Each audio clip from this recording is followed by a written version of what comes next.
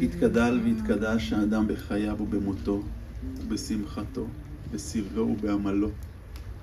תתברך ותשתבח בעוד כשנה בארי באוהביה, אשר נתנו חילם ללא חסוך ובמולם, טעם חייהם ועמלם.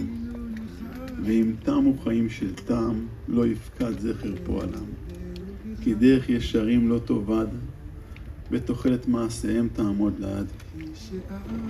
ינבוט הזרע אשר זרעו, העץ יעשה פרי, הבית ישגשג, ימי חיים להרבה דורות. אהובים יקרים שלנו, אדמת בארי תאסוף אתכם בעצב ובאהבה אל חיקה, וימתקו לך רגבי הפרה. יהיו חייכם ומעשיכם צרורים לצרור חיינו, לנחמה ותקווה. יתגדל ויתקדש האדם בחייו ובמותו, בשמחתו, בסבלו ובעמלו. תתברך ותשתבח בארי באוהביה, אשר נתנו חילם בלא חסוך, וגמולם טעם חייהם ועמלם. ואם תמו חייהם, שטעם לא יפקד זכר פועלם, כי דרך ישרים לא תאבד, ותוחלת מעשיהם תעמוד לעד.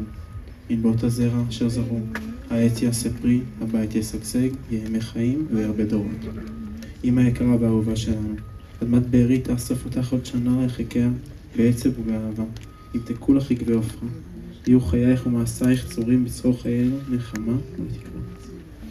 קדוש ברוך הוא יצילנו, יצילנו.